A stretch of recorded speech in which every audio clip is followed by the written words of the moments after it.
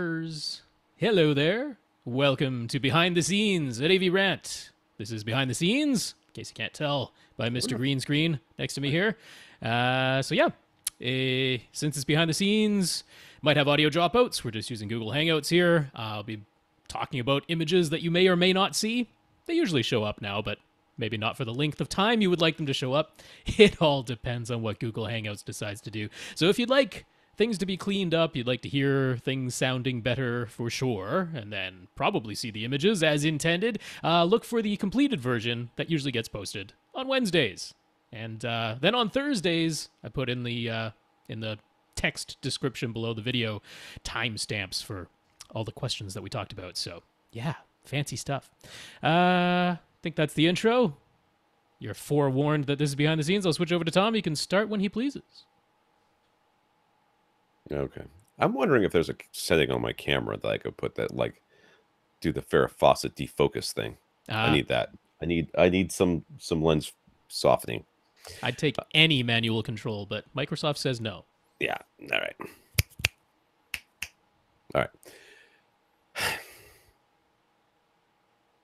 Welcome to another edition of AV Rant. I'm Tom Andry, and I'm here with Rob H. This is AV Rant. It's your home theater and AV questions answered. I got an NVIDIA Shield. I like it. That's my review. Oh, I was supposed to review that TV today. I forgot. That's okay. We got lots of questions, so no shortage of content. I know. Believe me, I know. I saw the questions. They're forever. Yep. Forever questions. I'm running a little late today, Rob, because I lost a cable by accidentally setting it down at the wrong side. I guess I took it with my power cord over to plug in the power cord, and it dropped. Yeah. And then I couldn't find it for 30 minutes. 30 minutes, okay. Well, it felt like 30 minutes. It might have been 5, but it was somewhere in that vicinity. It was very I was like, to my eldest son, what did you do with my cable? He's like, I didn't see any cable. Now, this is a cable to do with your podcasting setup, not your home theater. Yeah, it's just a USB cable, man, to power the external DAC. Connect it to the... Actually, it doesn't power it. Connect it to the computer. Can't lose that. All right, this is AV Rant, the podcast that answers your home theater and AV questions. Get your questions answered. All you have to do is ask. You ask by emailing us at question@avrant.com. You can go to www.avrant.com. Leave us a comment there. I think that might be broken. Could be. I don't know. It's all right. I can't find the register button anymore on the website. It seems to have disappeared. So all sorts of fun stuff going on over at WordPress there. It's just stupid. Anyways, I fixed it and then it unfixed itself. So I don't care that much because you can contact us on Facebook at facebook.com/AVRant podcast, youtube.com/AVRant. That's also broken. YouTube is, but not because of the service, which is also broken, but because of the people. Oh, I see. Okay. I get what you mean. Commenters. We've had some nice comments recently, so I'm fine with that. That's good. Maybe it was just the one guy under many names, the one person that I got rid of. He was real mad. We still got the thumbs down, so that's good. At least that. Let's keep it up. One thumb down at a time. Sure. I wish we could be like Primus. The band Primus. Oh, the band. Their fans all yell, "Primus sucks," and it's sort of a rallying call. But you can't thumbs down this as like a subverted thumbs up because YouTube be like, "Oh, this sucks. I'm not showing it to anybody ever." That's right. So don't do that. Just keep the thumbs up. All right. You can reach us directly, Rob at avrant.com. His Twitter is at First Reflect. I'm Tom at avrant.com. My Twitter is at avrant_Tom. I want to thank our listeners of the week. Become a listener of the week. All you have to do is support the podcast in some way. One way that many people are doing it, 62 to be exact, are over at patreon.com. They are signing up for Patreon, which allows them to take a monthly donation from their account and give most of it to us or part of it to us. I'm not really sure how much of it comes to us. I think most. I mean, most technically means more than 50%, and it's more than 50% of your donation that makes it to us. So it's most. Yeah. So we want to thank our 62 patrons, including John S., who told us that he was becoming a patron. So thank you, John, and your 61 friends. Yeah, that's patreon.com/AVRant podcast if you'd like to sign up. Thanks so much to our 62 patrons, and John S., thank you for being one of them. That's right. All right, got some comments or in the news here. I guess we got news. Well, Nathan, should just mention you can come to avrant.com if you'd like to make a one-time donation. We didn't have any this week, but if you'd like to, then that's the place to come. Also, I noticed you cleaned up the website a little bit, made it so it wasn't like every entry on the front page was super long. it's getting a little ridiculous. It was getting a little ridiculous, but that's because I'm putting the full show notes where I'm writing them and handing them to Tom, and then he posts it on the website. That's how that goes. But yeah, if you'd like to see the full show notes with links to everything, because the ones that you see on the YouTube video, they don't have all the links because I'm not putting in all those links manually. That's too much. Paste it. That's you can't the problem. copy paste it. You have to put it all in manually. And nuts to that, it takes me enough time every week as it is. So if you'd like the links to the things that we talk about, please come to avrant.com. It's got the full show notes with the times and the links. It's good. Not some sort of scheme to get more traffic to our website or something. No. I literally do not care. This is trying to take up as little time as possible and get everything done. So yeah, there you go. When this becomes a full-time job, we'll post links everywhere. That's right. When Rob finally can spend with the McMansion money to get a 400 square foot apartment in the Vancouver greater area. Yeah. Then and only then will there be links in the show notes on the YouTube channel. All right. Nathan, let us know that mini DSP. I'm going to have to get water. I don't know what I was thinking. I was like, I don't need water. Water's for the weak. I'm weak. Nathan, mini DSP has released a new product, that SHD or Streaming HD Series. It should be SHDS. It should be. Okay. It's 4 words, 4 things. It's aimed at 2-channel enthusiasts who want DRAC live room correction and high quality streaming. Let me tell you, I believe those are 2 different people. Yeah, the number of people who are 2-channel enthusiasts who want room correction of any kind, well, maybe it's growing. I mean, mini DSP knows their stuff. Maybe that crowd is growing. I think that the Venn diagram of that is the middle part, not as big as maybe mini DSP would like. They had asked me beforehand, I'd be like, I don't know, guys. I'm sure it's like someone there at the company wanted it, so they made it. Oh, that's fine. I mean, I don't care if they sold none of them, but for $1,200, that's what this thing's going to cost. The SHD, which by the way, I hate that.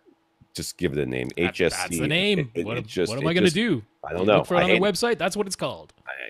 Has all the features of a mini DSP 2x4 and for setting crossovers and filters, but it adds more input and output types, XLR and AES ABU, which is popular not here, but I believe in Europe, and I know they had it in Australia. Yeah, too. I mean, it's like it uses an XLR plug, but it's for a digital signal. So, right.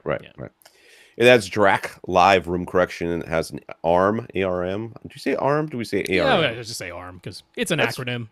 Okay. The initials spell out a thing we can say, so it's an acronym. Processor built in to run Volumio, whatever. And it handles most of the popular streaming services. The price includes a UMic 1 measurement microphone, a smaller digital-only SHD Studio. So you can't have SHDS because that would be series and That's studio. Right.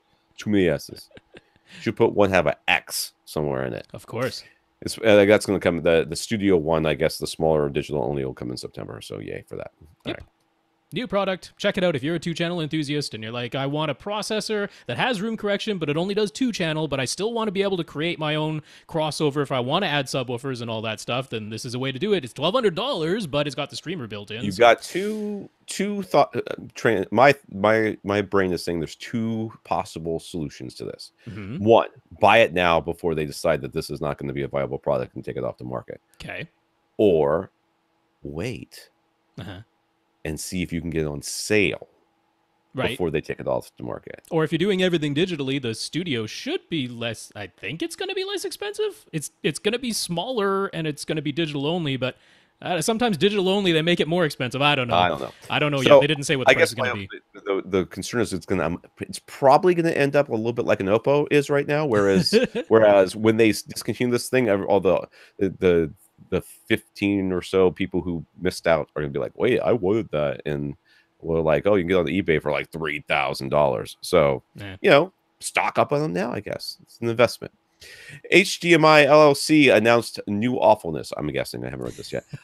That's new certification and compliance testing specifications. First, they now have a certification program for premium high-speed active HDMI cables. So look for the fancy hologram sticker when shopping for 18 gigabits per second active HDMI cables now. And second, some folks got excited because HDMI LLC announced an HDMI 2.1 compliance test specification, leading some people to believe that HDMI 2.1 chipsets might be ready for actual actual products soon.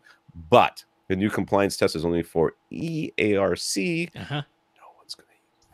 Several products have promised EARC will get added via firmware update. So this new testing specification, in case that might be coming in the not too distant future, but full HDMI 2.1 implementation is still a ways away. Yeah, it was kind of funny to see, new HDMI 2.1 compliance testing. And I was like, oh, right, it's around the corner. It's on its way. And then this is only for eARC. That's all it's for. Why would you be excited for this? Every time they do this, I'm like, please take your time. It is all over YouTube. Every like TV that comes out, AV receiver video in the comments, everyone's like, where's the HDMI 2.1? I'm like, what do you even need /want it for? What for? What are you going to use it for? Stop it. I mean, the variable refresh rate, that is the only thing I can think of. And maybe it is just gamers on YouTube who are the only ones who are talking about variable refresh rate, which Samsung has already shown you can do on HDMI 2.0, and Xbox is already doing it. So you don't really need HDMI 2.1 bandwidth for all of this stuff. But anyway, But yeah, I'm happy to see the certification now applying to active HDMI cables, because before it was only passive, straight copper wire HDMI cables that could get certified, and now active ones like Monoprice's Dynamic View or the new Series 3 from Blue Jeans Cable, these active ones that have a chip built in, they can now get properly certified as passing the full 18 gigabits per second. So that's good. Yeah. So right before this podcast, when I was setting up, I said to myself, I'm having such a hard time getting a full white background behind me. I wish I could sit a little bit closer to my screen, but I can't because my center channel is here. Okay. Right? Like literally my chair is pushed right up to my center channel, which is on the stand on the ground. And I thought to myself, there's like 2 extra inches behind this thing. Why is it so far forward? I'll just move it back a little bit. I'm like, the angle doesn't look quite right. Let me adjust the angle. And I thought to myself, oh my God, it's going to be midnight when this podcast is over and you're finally done with it. And you're going to have to run Odyssey again. Yep. Because there's no way that you're going to sit here in this room and not have run Odyssey again. It's just not going to happen. I'm like, what have you done, you fool? So you touched something.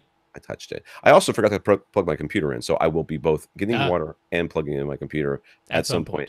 79% right now, just so you know. Alan, these are comments from our listeners. Alex wanted to share a correction. Where did Alex come from? I don't know. You said Alan and then immediately switched to Alex. How does that happen? I don't know. There's a frog in my throat. Wanted to share a correction. See, that's why I need the water. So I say Alan instead of Alak. Let's see. That's what you heard. We said a few times in the podcast that the density of the air in a particular room or location can have a small effect on the speed of sound. Have we said that? I've certainly mentioned it in passing. I've said, I don't think I would have said that, things can be different based on stuff. I've been teaching science to kids for the last 5 years, and I'm pretty sure I wouldn't have said that. But if you said it, I have said it in passing. I know I have. I am guilty. I did not catch it, and I did not correct you. Gotcha. That's right. I probably wasn't listening. He says that isn't quite right. For any given gas or mixture of gases like air, the equations for figuring out the speed of sound in that gas are such that the only significant variables end up being the composition of the gas itself and the temperature. So humidity levels have an effect, a very small one, and temperature has an effect, but interestingly, not air pressure nor density. So just a correction to the exact words that we're using to help us make a more accurate statement. So yay for that. Okay. Yep, I appreciate that. If you come to avrant.com, there's a link to an actual calculator, which humorously, they stuck air pressure in there as one of the variables you can change. But of course, no matter what you put in there, it doesn't change the speed of sound. And then they explain below, they're like, yeah, that doesn't make a difference. So, but we know if we don't put it in here, somebody's going to complain. Welcome to the world of AV, by the way. Oh, yes. If you take away a DSP, somebody's going to call Yamaha and say, what happened to our rock arena? That's all I ever watched on. But it is kind of fun if you go through the derivations of the equations, because, density is in there when you're calculating speed of sound through a medium. So it is one of the variables, but in the instance of gases, the density and the air pressure end up on opposite sides of the division, and they go hand in hand. They both go up and down at the same time, so they cancel each other out in the equation, and they end up having no effect at all. And then, temperature has an effect, and of course, the composition of the gas itself has a very, very small effect in the case of air and air humidity. Okay.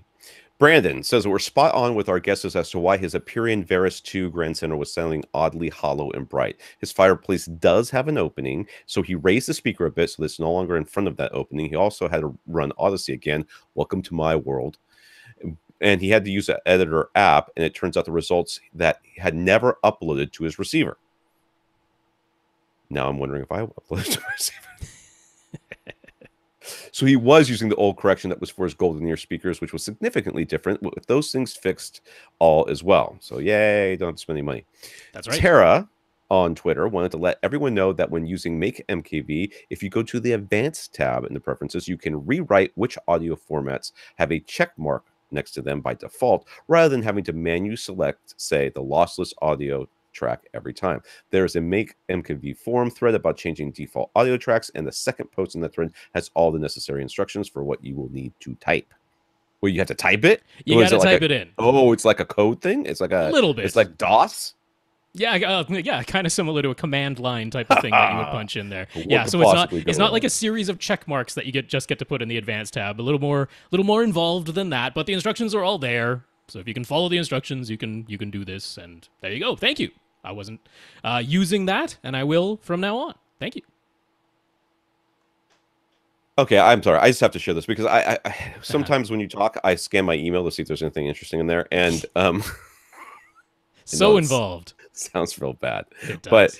But I got this email from somebody, and I'm like, oh, okay, well, it sounds like, I know it's a marketing email. They're trying to sell me something, right? But I was like, okay, well, they may actually be applicable. And I mean, I'm not against a little bit of somebody marketing to me. That's nice. Mm-hmm. I got down to, I just read your page here. It's AVRant number 149. I'm like, no, you didn't. Shut up. No, you didn't. You bought. All right. Jorge. Question from last week, of which probably all of the questions we answer today will be from last week. Hopefully we'll get a few from this week. Not all of these are super long, so we'll see what we can do. Jorge says he discovered AV Rant about 8 months ago, and he loves that it feels like hanging out with some nerdy AV friends when he listens each week, so he happily signed up at Patreon. So thank you, Jorge.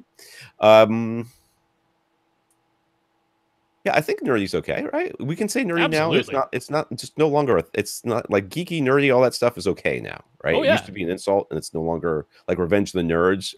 That movie doesn't even make any sense to anybody anymore. No, nerds kind of rule the world at this point. I mean. Yeah. I mean, they always kind of did, but whatever.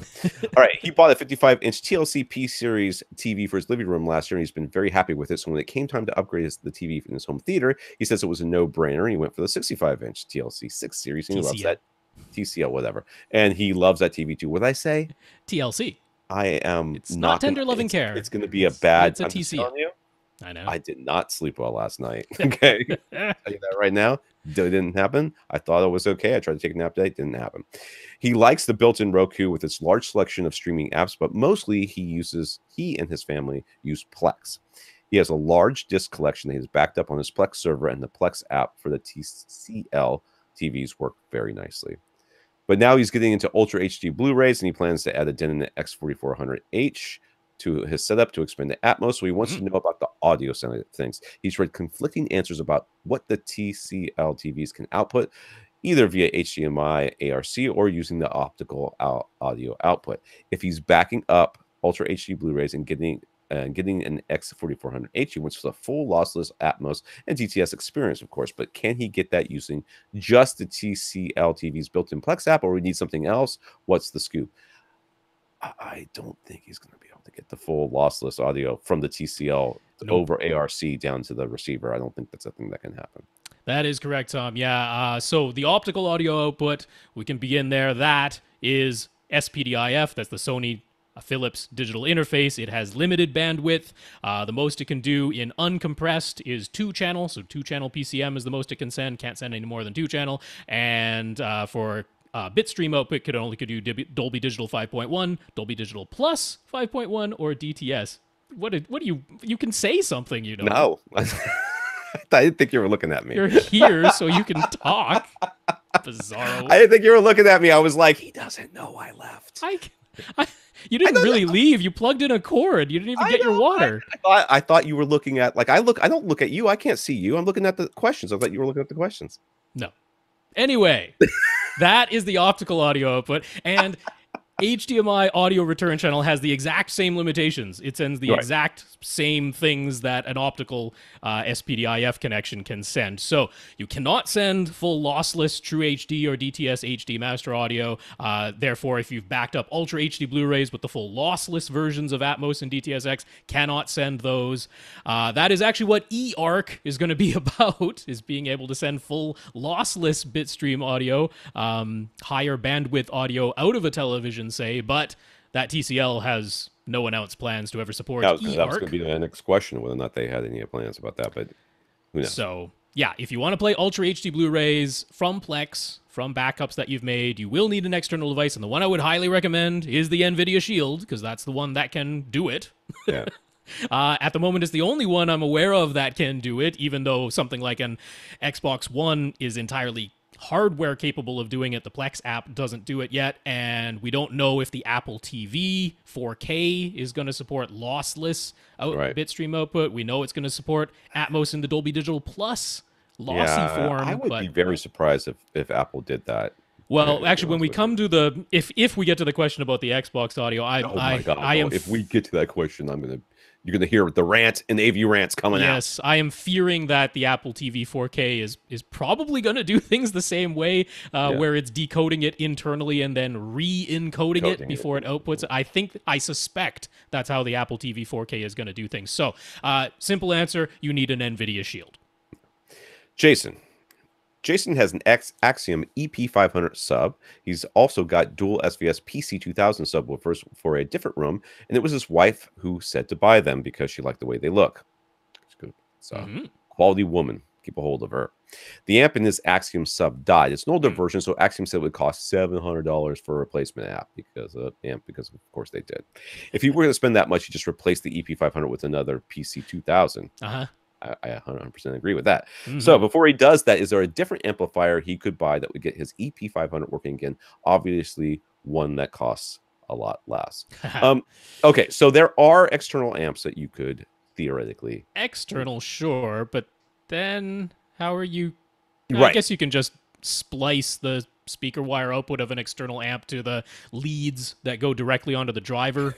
So in my mind, the way this works is that you just disconnect the amp that's in there, because inside the driver, if I remember correctly, in there is there's like a speaker wire that comes out from the driver and connects to the outside of a box that the plate amp is in. So you would just take that wire, disconnect it from the plate amp that's inside there. The reason I'm saying this is because if you're going to do this, everything is always calculated in these things, right? So you calculate the internal volume of the box. You calculate all these things. So I mean, they may have had some sort of factor as the plate of the amp has a certain rigidity, the front fascia of it. I seriously doubt they took that much into consideration. I know they could have, though, but the idea here is that the easiest way is it's EP500, unless it's a real old one, unless it's a real new one. I think the older ones all had that slot port. You just have a wire coming out that slot port. Feed the wire out of the slot port. Just right out the slot port, man. Okay.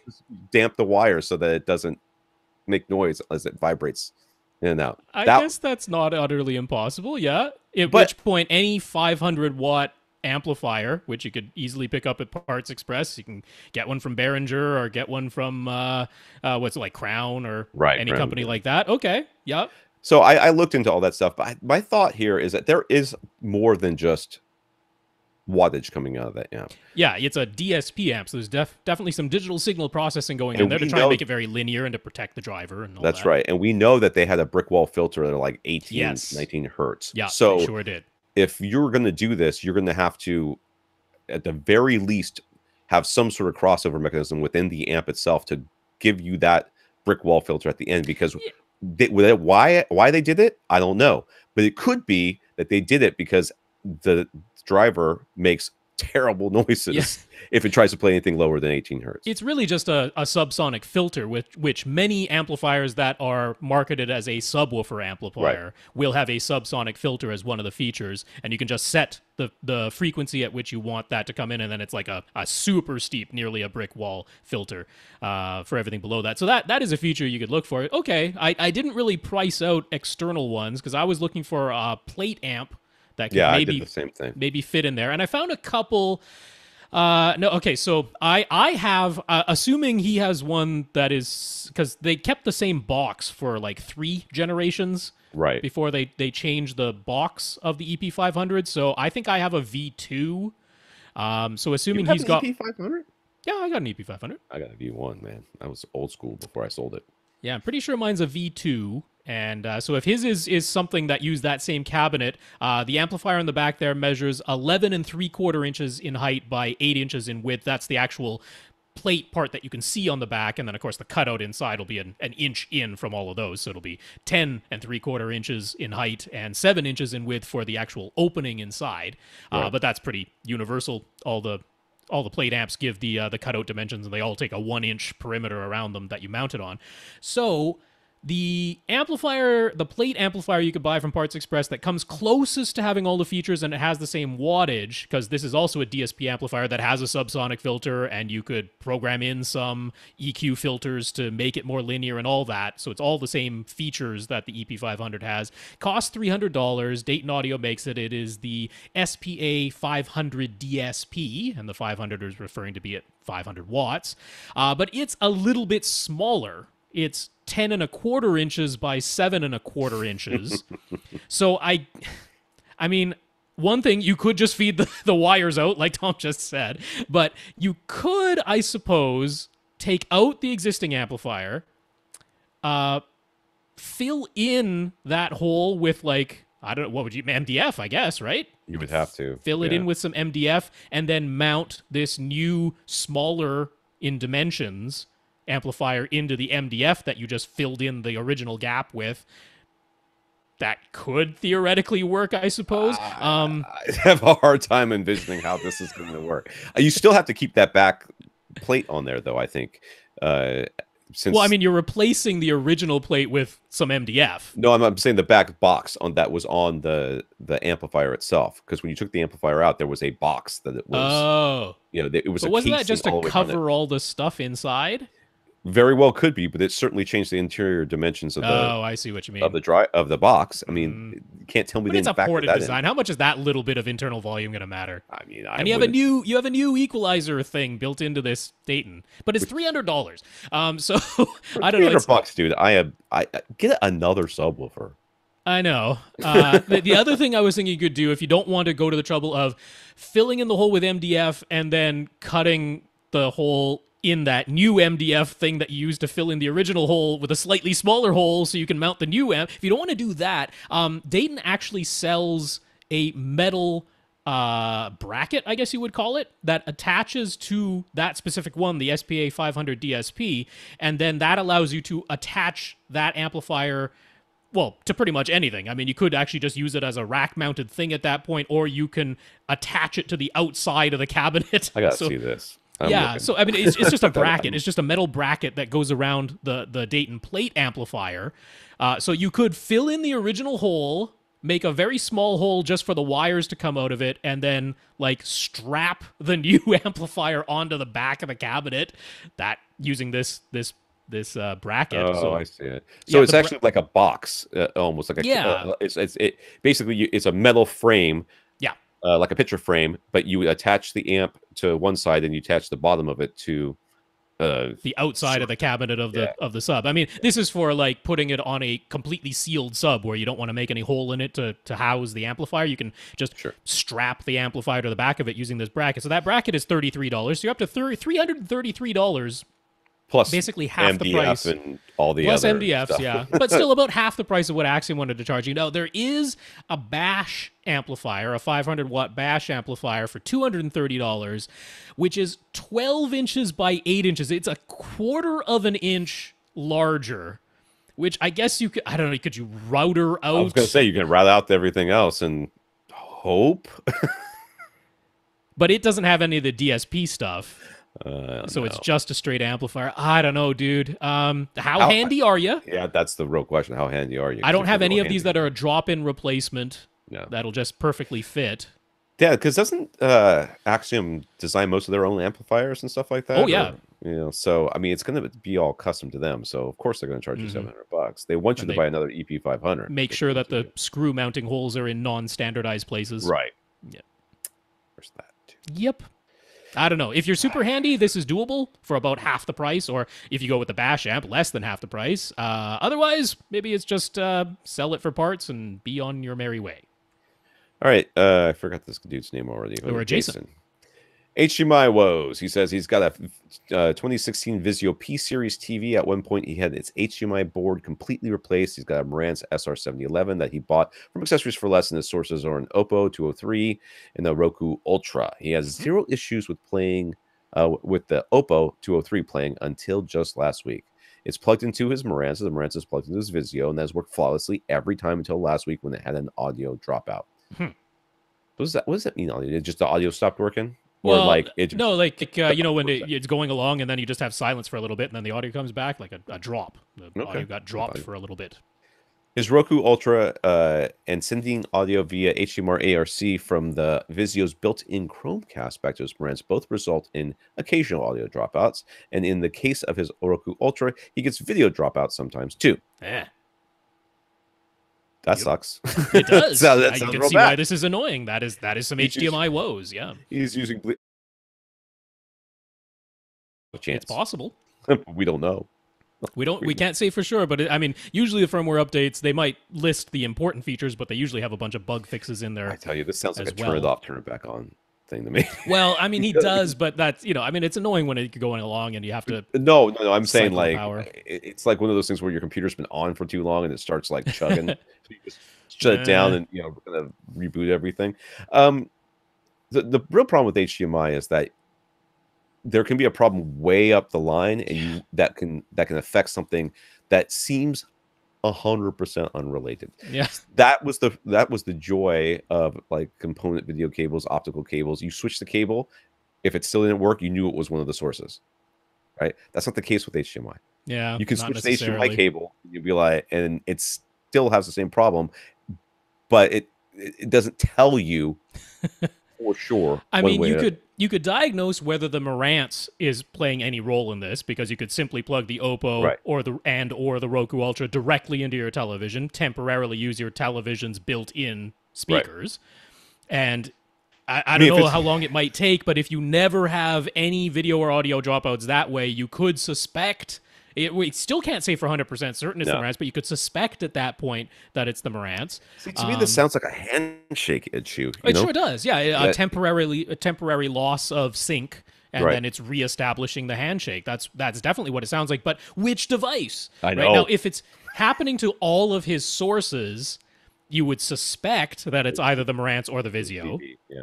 But he already had the HDMI board completely replaced once. I'm like, what happened that first time that made that happen? And could it be that again? Because he's only got one cable going from the Marantz to the Vizio. Right. So there's only one HDMI port, and there is only one audio return channel port on the Vizio, so he has to use that one port. So if that one port on the Vizio has an issue, everything's going to have an issue. Well, if the Oppo is never had a problem, and it starts having a problem, right?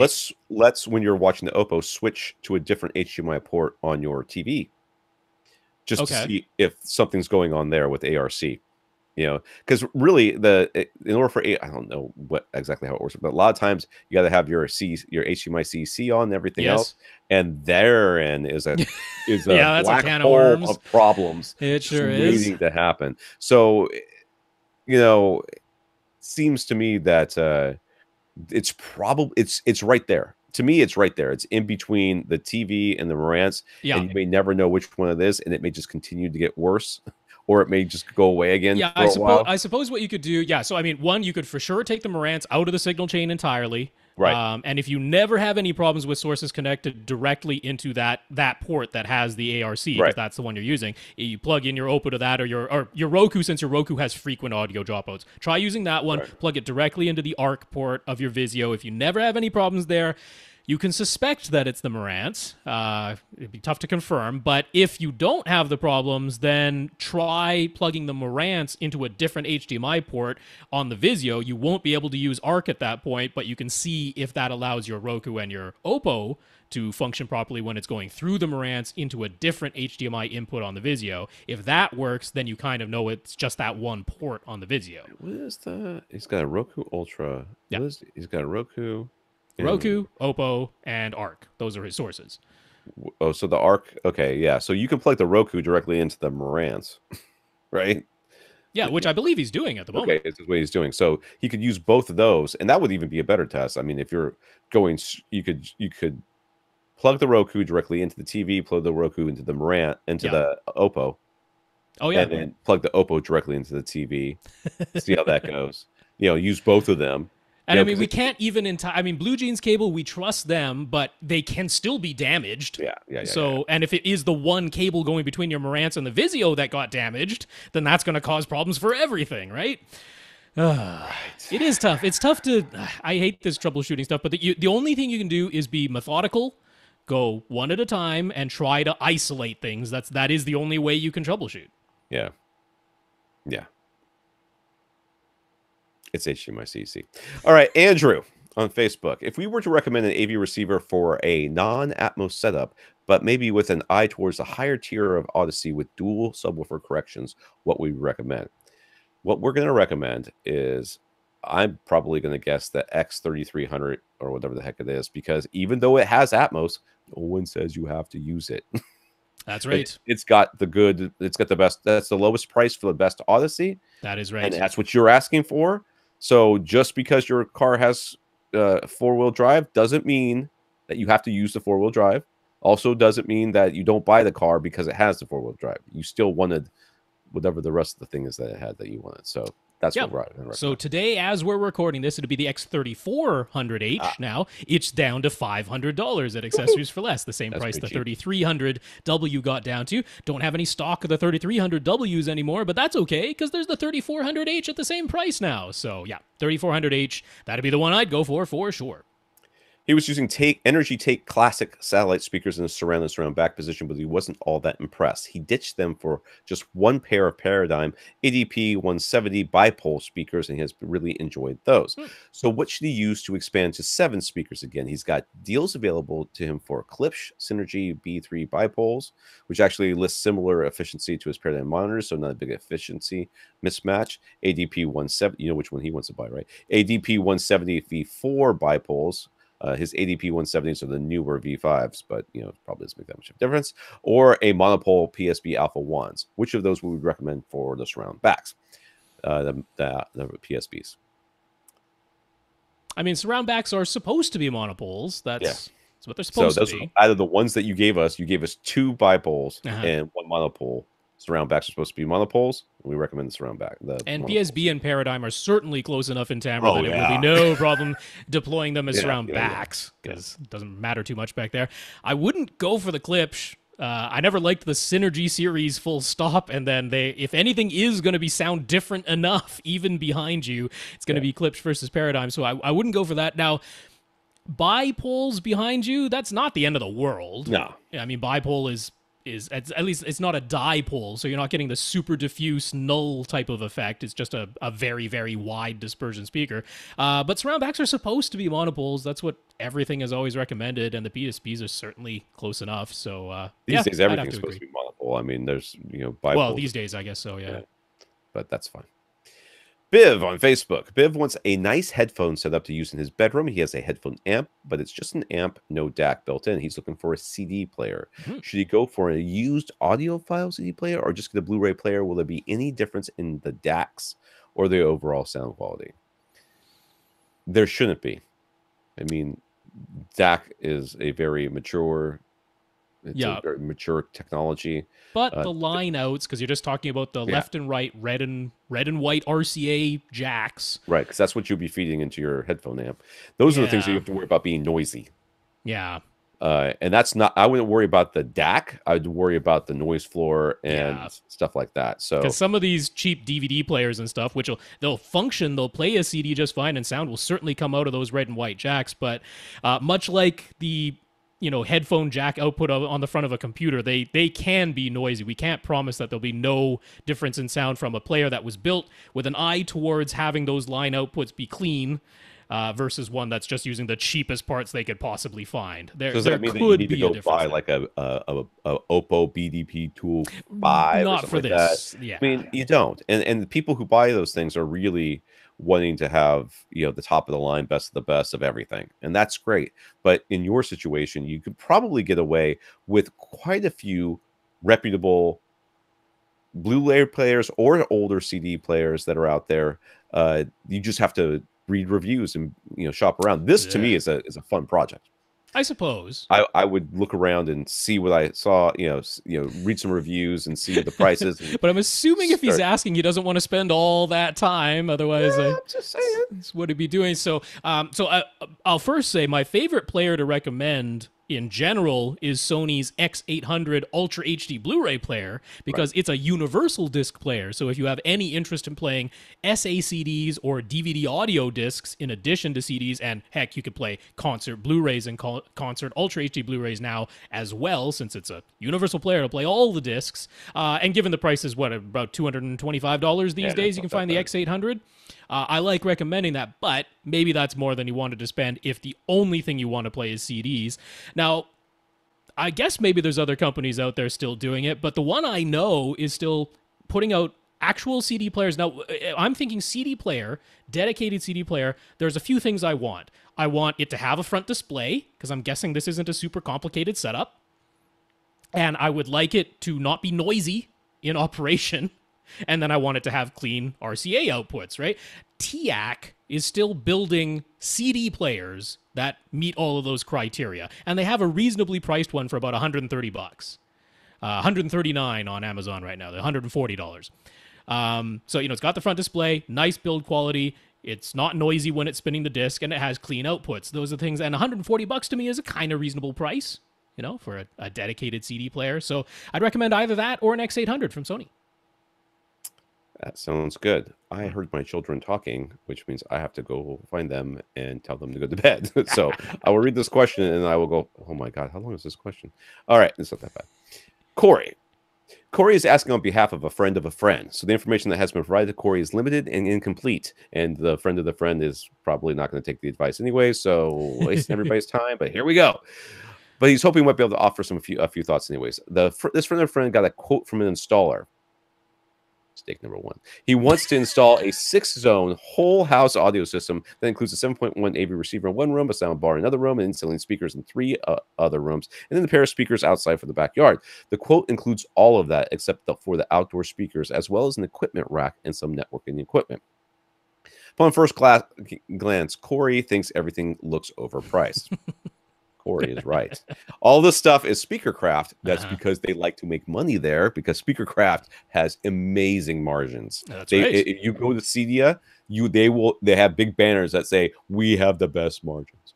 If you know what a margin is, it's what they tell you it costs versus what they sell it to the dealer costs. It's the profit. The profit is the margin. Yes. All the audio stuff is Speakercraft. And by the way, I don't care that they have good margins, and their speakers are fine.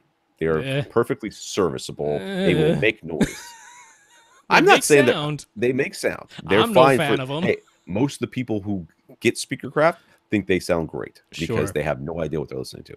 The 6-zone controller is costing over $1,500 by itself, and the networking gear seems crazy expensive. $300 for just a 4-point switch, $450 for a VPN router, and $350 for an outdoor wireless access point. And we are at the time of the show when Tom is going to sneeze. Is it? Here it comes. It's on the way. Oh man, it's right there too. Again, friend of a friend, but he isn't sure how much impact our recommendations. So he isn't sure how much impact our recommendations will have. But sure, there's a better, more cost-effective options. What we would recommend. Well, first of all, he ain't got no other options. If he's going to install it himself, or he's going to go with the installer. The installer is not going to let you purchase gear, give it to him, and say install it. It's not how this thing works. No, and to be clear, a lot of installers, I don't know if it's still most, but a lot of installers, the price that they're quoting for the gear includes installation. Right. At which point it's not such a bad deal because, I mean, it's weird. And the folks at Cedia, like on their own Cedia Tech Council podcast, they're encouraging Cedia members to separate labor from parts, essentially, right? Which, like, just like they always explain, just like a plumber would do, right? You know, the plumber's not going to come in and charge you $180 for a little rubber ring or a little rubber gasket, but they separate their labor cost, and that, so it's, you know, a 30-cent washer that they're installing, but their labor is $120. Right. Whereas a lot of installers, they only list the price of the gear, and then they don't charge labor as a separate thing. So that can really, really impact what the prices look like, because you're going, if that's just the price of the piece of the gear, that's insane. But if it includes the installation, the labor fee, then it's not so bad. Right. Because you're not just dealing with just the installation either. You're dealing with all of it. You know, you're dealing with the follow-ups, the questions, the, you know, how come you didn't put it here, and the moving things and everything else. So they factor all this into that. So there is a lot of that. But, you know, these prices, if you look online for a, you know, whatever it is, six zone whole house audio setup. Yeah, you could probably find one for about half price, is what my guess would be. Well, you can definitely find, so it depends a little bit on what you want to do. One that I like to recommend is from Dayton. It's their DAX66. That is a 6-source, 6-room matrix type of switch. Comes with wall plates that you can install, and those wall plates have IR sensors. And you can get remotes for them, or you can program any universal remote to send the commands through it. So you can use a remote in any room where you've installed one of the wall plates, or you can use the controls that are built into the wall plate itself.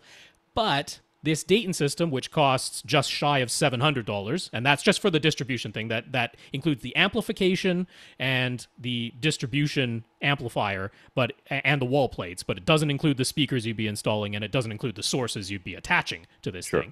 But it's just shy of $700, so it's less than half the price. But that one, the Dayton one, is not controllable via an app, and a lot of people want to control their whole house audio system via an app. Well, you can do that for less than the cost of what was quoted for the Speakercraft system. If you go over to HTD, that's Home Theater Direct, but it's htd.com. They have different systems. You'd want to go for what they call their mid-level system, which is meant for 6 zones, 6 inputs again, that you can send any of those 6 inputs to any of the 6 zones or a combination of zones.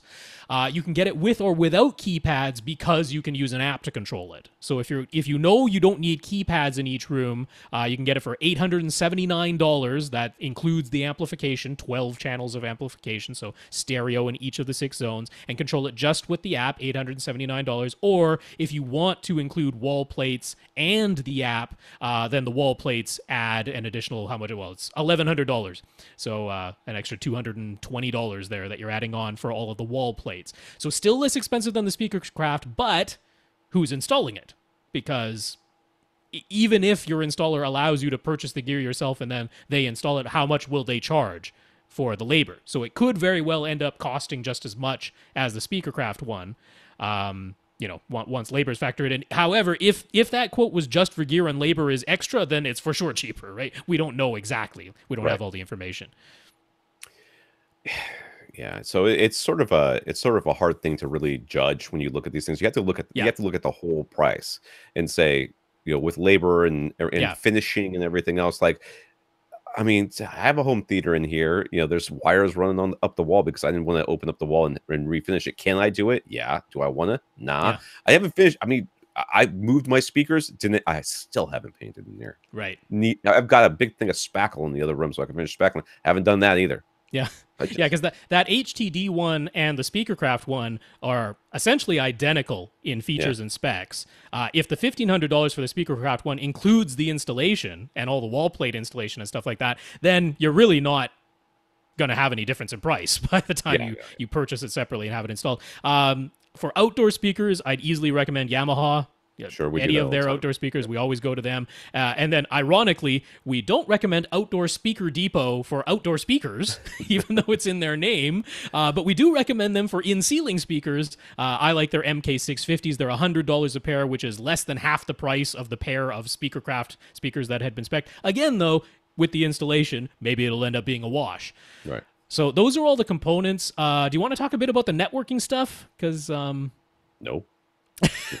I will just mention on the CDA Tech Council podcast, man, do they love to overspec networking stuff. Now they're usually dealing with six-figure plus installs. So they're like, if we're going to do this, we want rock solid network. So it's going to be enterprise level network, like not even business class network, enterprise class network, right? That's what they're going for. Well, it's an easy sell too. You're like, okay, do you want to have, internet that's this fast or internet that's this fast? You're like, well, I want that this fast. I'm paying you a lot of money. I want to have this fast. Well, don't worry, dude. It's all going to be Cisco and stuff. You're like, oh, okay. I mean, I agree. $300 for a 4-port switch. It's nuts. Nuts. Yeah. Completely unnecessary. I don't know if he needs a VPN.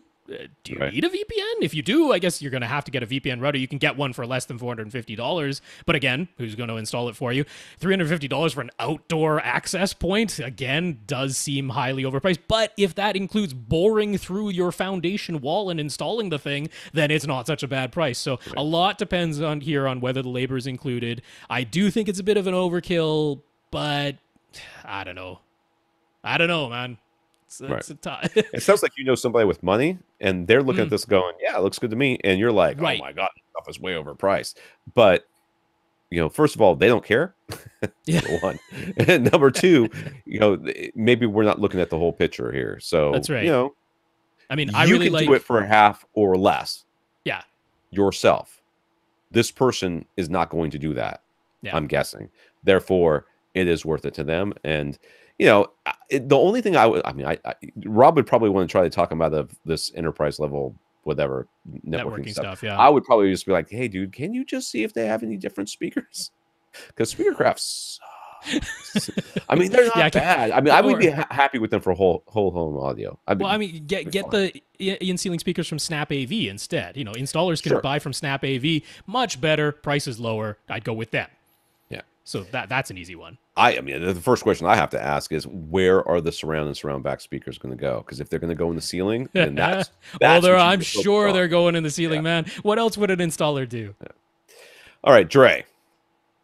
Dre just bought a townhouse and has an unfinished basement, and Dre is excited to turn it into a dedicated soundproofed home theater. He's getting quotes from contractors, hoping to choose one in August. He'd like our help with some things. The unfinished space is roughly 16 by 16, but there's an HVAC and some plumbing to be built around. He had it in mind to aim for 12 by 15 by 7 foot. I don't think you can do 7 feet, right? I mean, legally? Like 7.5. I thought it was like 7 feet 7 or something like that.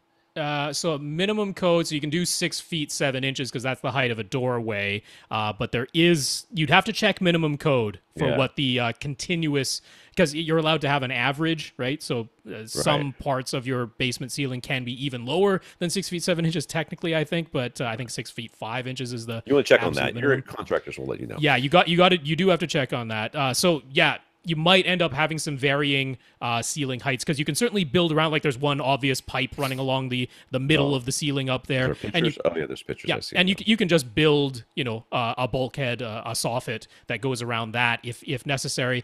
I'm much more concerned about, is that a humidifier? I mean, it's part of his HVAC system, but it's got these hoses coming down from the bottom of it. Hoses. There's hoses coming out of a big metal box. I mean, there's big flex vents coming out of there, so I mean, there's got to be a humidifier, right, or a dehumidifier. I don't know. It looks like those hoses are going over to his hot water tank. I think they're just going near it. I know. I'm not exactly, but I'm much more concerned about that drain. A drain system for the on both sides as well. There's drains on the left and the right side in the pictures.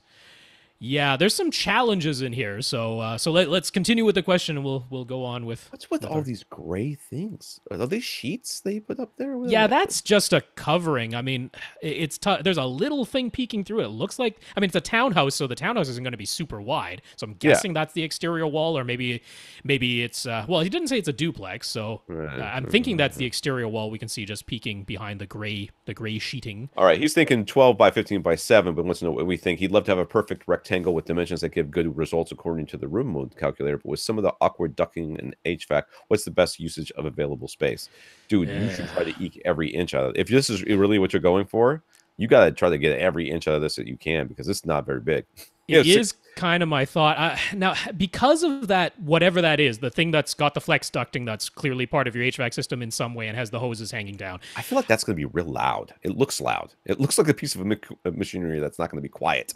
Yeah, I mean, either loud or has to have air available to it. I'm thinking you kind of need to build a utility closet because I don't see closing that. Yeah, well, I mean, there you can just see something peeking there that I think is water in the second picture. I can't there's a blue. Maybe that's gas. Maybe that's the gas in the. Although gas is usually an orange hose. I think that's a hot water tank or something. Yeah, it kind of looks like it. It does look like it. Whatever is over on the left section of this room nearest the entrance. I don't see closing that into a ceiling. That doesn't look like something you can close into a ceiling. I think you have to build a closet around that. So the question becomes, from the images we can see, he's got a couple of windows. Those do not look like egress windows, so I don't think we're dealing with that side of things. Well, he's looking for 12 by 14, maybe 12 by 15. Maybe that 12 is sealing all of that off. Is that possible? That's what I was thinking. Maybe he's thinking he builds a wall just on images we're looking at, just on the far side of whatever that thing is on the ceiling attached to the HVAC. Yeah. Now we're guesstimating by looking at it here, looking at this wall that's covered in gray and has a drain pipe coming down the middle of it. That doesn't look like 12 feet from where the windows are to that drain pipe, and that drain pipe is right beside a duct that goes over to that HVAC thing. And that does not look like 12 feet in width to me, so I'm not sure where he's getting the 12-foot width, because if you're building the wall on the other side of that big, bulky HVAC thing on your ceiling, I'm thinking you're looking at a 8-foot wide room. I mean, it looks like it's right about halfway across this 16-foot wall. And an 8-foot wide room that's too narrow. What are you going to do with an 8-foot width? Yeah. Okay, so let's pretend that he can actually do this. Okay. Well, we're not the ones that are going to tell him if he can do it or not. Right. He's got contractors that are giving him quotes, and they're going to be like, "Dude, can't happen." And these are all the reasons why. Right. So let's pretend he can actually do 12 by 15 by 7. Okay. Do we think that that's a good dimensions? And the answer to that question is any dimensions that you can get are good dimensions because these are the dimensions you have. So it's better than 16 by 16 technically, but I mean, you plug those into the room mode calculator and they do give you nice numbers. Yeah. So 12 by 15 by 7, that's not the problem. I'm just wondering if that is actually something that can physically be built in this space, and I have serious doubts that it can. I mean, if we were to build the wall on, so like looking at the first image here, if you were to build a wall to the right of that HVAC thing on the ceiling, which doesn't come halfway across the full width of the room, but it still looks like that's more than 6 feet, isn't it? I don't know, man.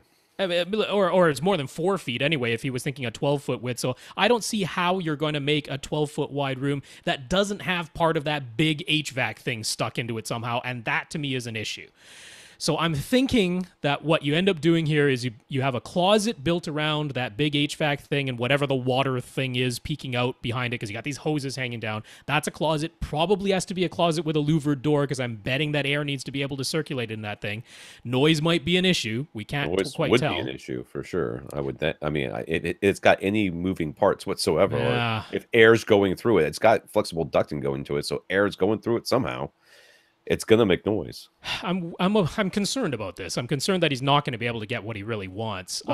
If you have that closet built in there and then you close off the entrance to the room, you're going to have kind of an L shape. Question here. So let's get to the second question, and you can answer that. I guess. Okay. That's what you're saying.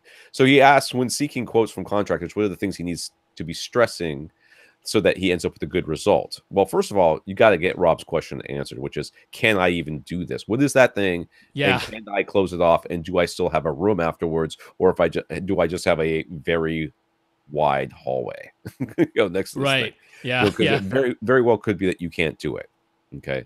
So that's the first thing that you have to be asking. The other thing is if it ends up being like smaller than you think it's going to be, this idea of soundproofing for me is where you're going to run into the biggest issue, because you are immediately going to start taking up more space. Soundproofing requires thicker walls. It's just the way of things. Yeah, so you're now eking even closer. So just say you could get 12 by 15, right? Yeah.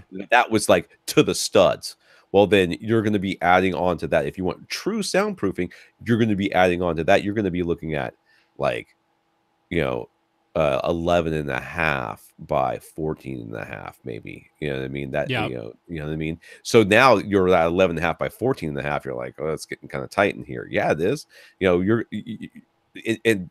Because he's saying to himself that he's, thinking of this theater idea, when you get that small, it doesn't make sense to have a projector, which is answering his next question. Right. It makes more sense to have a TV because you're going to be sitting awfully close to this thing. Why buy a projector for, an image that you can basically get brighter on a direct display? I would for sure consult with the folks over at Soundproofing Company because they consult for free, which is amazing that they're willing to do that. But you give them all the images, give them all the dimensions, and just consult with them a bit because they have more knowledge of the full construction side of things than we do. I'm sure they'll have some of the similar concerns, but hopefully they'll be able to provide you better answers than we're able to provide you because I'm concerned about just constructing this room, what's going to need to happen with that HVAC and whatever water. And these drains have cleanouts. Those have to be accessible.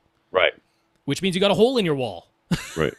Unless those drains are on the other side of a partition wall that you build. But then, like I say, eyeballing it, I don't see how you get 12 feet of width with the wall on the other side of that drain. All right. So you could end up with a very narrow room. I guess if this is a one-man theater, it's doable. But I definitely have concerns. So I would consult with Soundproofing Company for sure.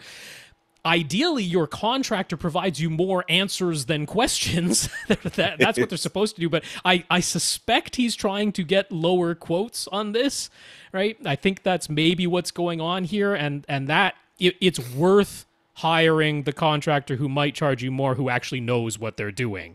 Right. In an instance like this, that is so worth it. Even if it means you have to delay buying the gear for your theater, the room matters so much more.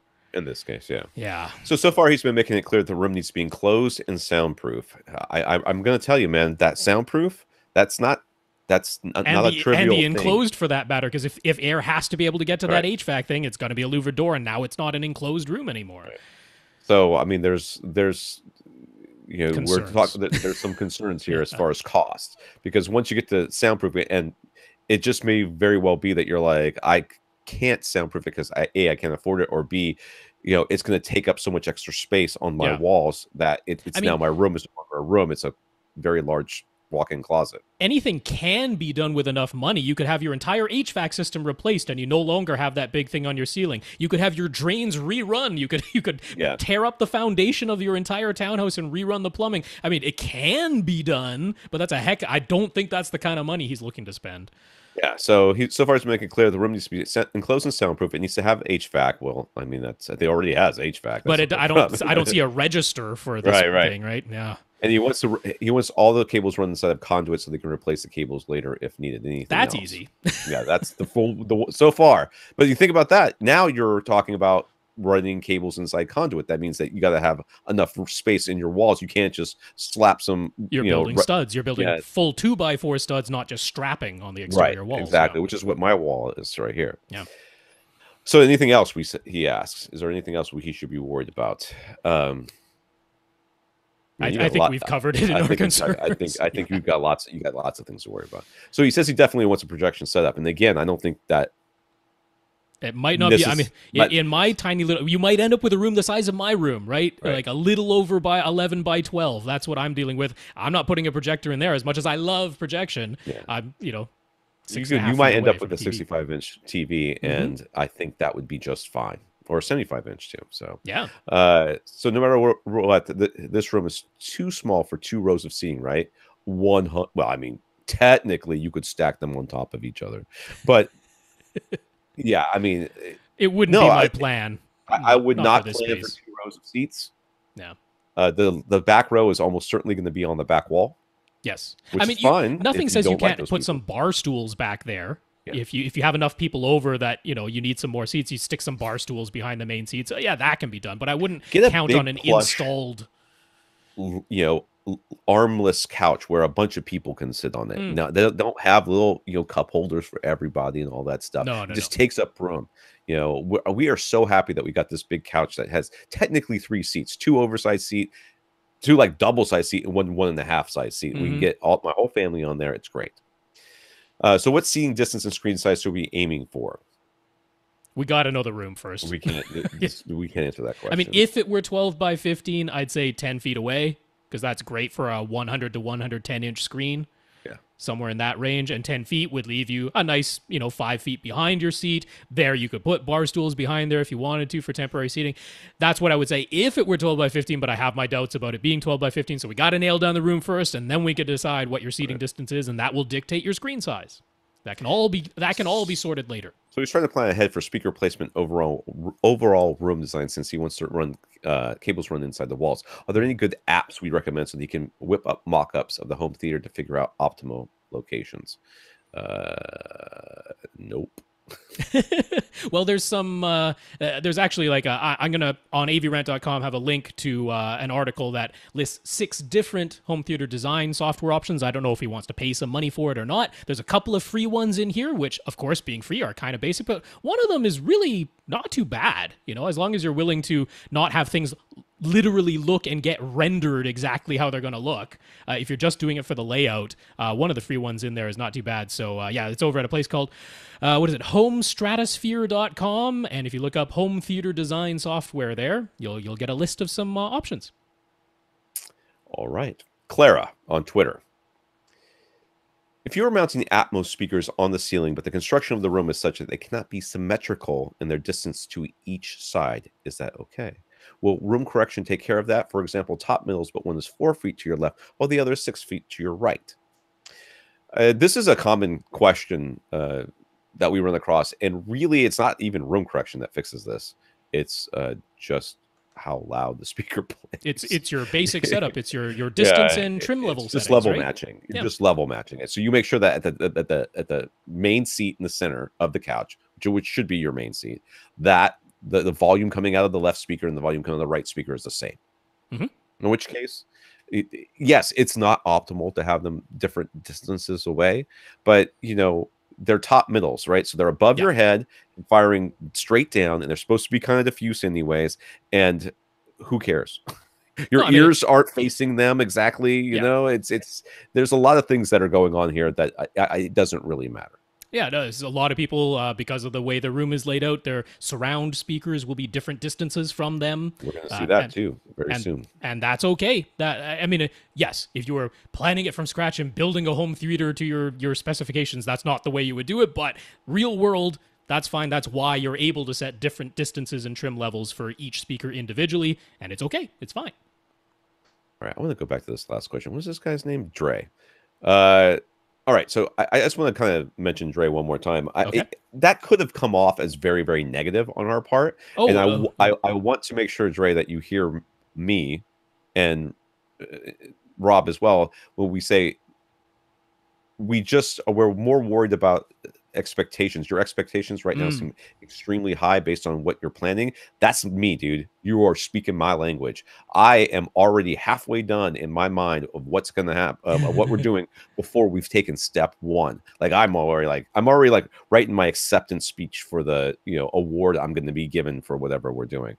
So we're just trying to kind of put the brakes on it a little bit and go back to the basics here, which is just let's figure out if it can be done. And then once we figure out if it can be done, let's figure out what it's going to look like, at least in general. Then we can answer all the rest of those questions. Right. Yeah. So that's kind of where we're coming from. We definitely don't want to burst your bubble. And you absolutely can have a theater in this space, but it's a question of some of the, what I had in mind for ideal conditions. Reality might simply be saying, we're going to have to take a step back from that. And so we just want to proceed with some caution. Yeah. All right. Russell on Facebook. Have good luck tagging that one, Rob. I know. Do that. Two times. Right, 2 times. We're going to do it twice. Russell on Facebook. What's a good Canadian site for buying inexpensive cables? I don't know. I don't live in Canada. Yep. Most people will probably want to go to primecables.ca these days Yeah. because they just carry monoprice stuff. So Oh, if you well, just there want to you get monoprice stuff with Canadian shipping and Canadian dollar prices instead, primecables.ca. But there's also just one cable, and one is actually spelled out ONE. So it's just one cable.ca. Another good place to get inexpensive cables. There you go. Nick in Australia. Nick is downsizing to an apartment. It's a concrete construction, and he'll be on the top floor. Okay. Wood flooring, 8.5 foot ceiling height, in the main living room / dining room / kitchen area is about 3,000 cubic feet, but probably has openings to everything. He sent us a diagram with his proposed layout, and he'd like our input. Floor to ceiling windows and balcony access are on the right. All right, let's take a look at this. Yes. Okay. So, on the right of this room, of where he's sitting, there's doors in the balcony, so sliding glass doors in the balcony. That would be on his right side. Yes. Then the TV would be on the front wall, left and right. Apparently, there are no other speakers. Center channel speaker doesn't look like it exists here. He's got he calls them mids. I guess those are going to be top middle speakers. Top middles for an Atmos setup. Yep. And then he's got rear speakers rather than surround speakers. But in your receiver menu, you're going to call them surrounds. Yes. One is sitting almost directly behind the person's head who is sitting on the rightmost seat of the couch, because there is a door right behind there. So the wall is then door width away. The back wall is actually door width away, and your left rear speaker is that much further behind. So one is like almost in the ear of the person who's sitting on the right side of that couch. The left side of the couch, it's probably 4 or 5 feet behind it. Okay. Maybe about 4 feet behind. Yeah. So he's asking what 3. again? He wants to know what? I gotta scroll. Well, what do we think of the proposed layout? That's what he's asking first. Yeah. So mostly about those surround speakers. He's say, should he maybe put them on stands? And I would. Do you have the option? Because I would totally do that. I think you could wall mount if you really wanted to the one that you have on the right, but I would move the one on the left up, so that was actually to your side. For sure. If you can do that, that would be great. The mids need to go a little bit further back. They need to be right above your couch on either side.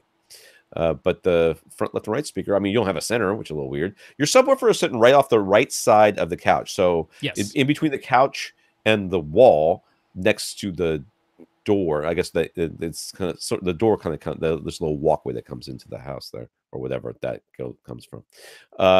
It's really close to your couch, which might not be an issue, but it might be. My only time I've ever really experienced localization of a subwoofer was when the subwoofer was directly behind my couch.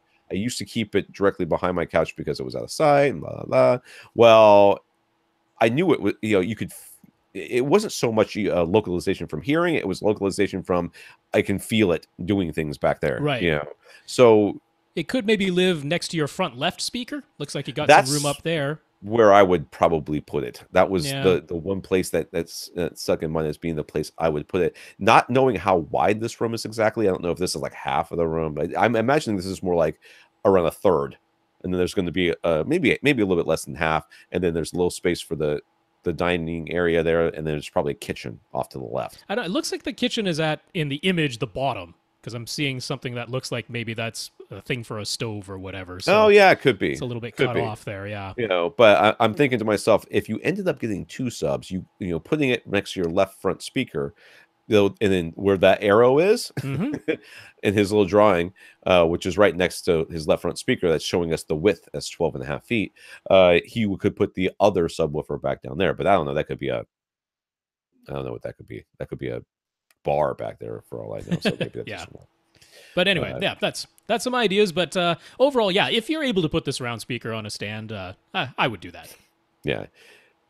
He's got bookshelf speakers that he was using as surrounds his old place, but they're way too big now. What speakers would we recommend what speakers would we recommend for mounting on his ceilings as top middles and mounting on his back walls or on stands for surrounds? And keeping in mind, he's in Australia. Well, he's in Australia, right? So the brands I noticed in Australia, there was lots of the typical ones you would know. Yamaha had speakers there.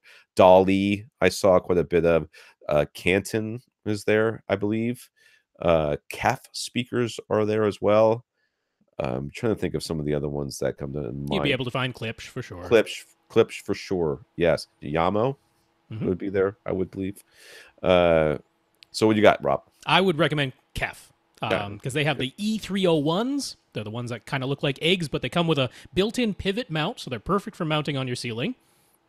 They're like the alternative for the Focal Little Birds once the Focal Little Birds disappear, which I still think will happen eventually since they discontinued them ages ago. But yeah, the KEF E301s, I would certainly do that. And then KEF actually has a neat floor stand that's meant exactly for the E301s. Now, it looks just like a stick stand like you would have for any speakers, but they actually designed it so that the inputs are built into those little stick stands, and then your speaker wire just gets attached to the base of the stand. It's all, like, integrated. Oh, all right. That's cool. Yeah. So I kind of like available in black or white. So, yeah, that's what I'd go for. I like those stands, too. I've seen those stands before. Yeah, that's cool. All right, but... like, I don't know where you are in Australia. He didn't say, but like West Coast Audio always had like speakers on their clearance or return shelf or whatever. And I saw all kinds of like whole home audio systems, dollies and stuff like that on there. So I would definitely keep my eyes open for that as well. So yeah, but if you're going to buy new, this is good. He already owns an SVS PP2000. It's big.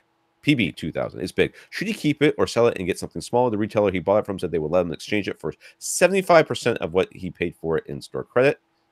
But it's not dealing directly with SVS. They would give you it all. He still owns a 9-inch Sunfire True subwoofer.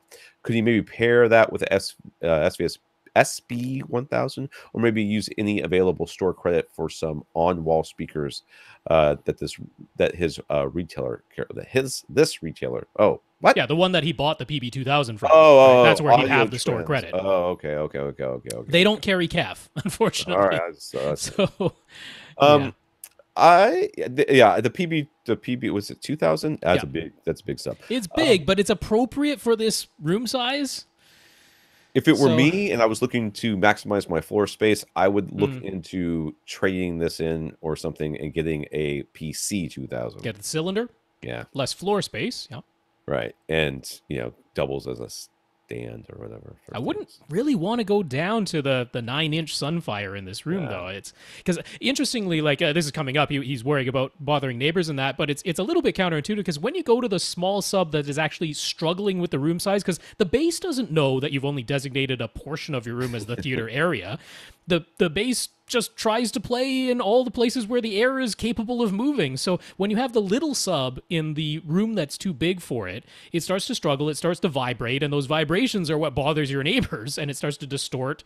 So it's actually better to have a sub that is appropriate for your room size, which the PB2000 or the PC2000 is, and then you're not dealing with distortion or noise or rattling or vibrations or those type of things. Yeah.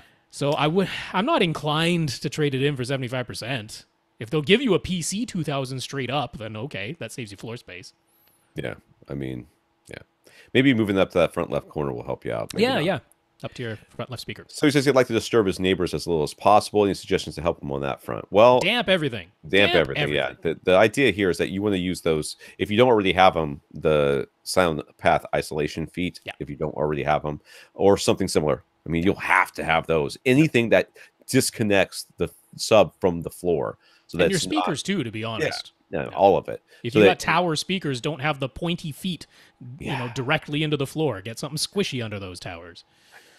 So basically, what you're worried about is sound leaking through, air gaps between, like the outlets and stuff that may be shared on a common wall.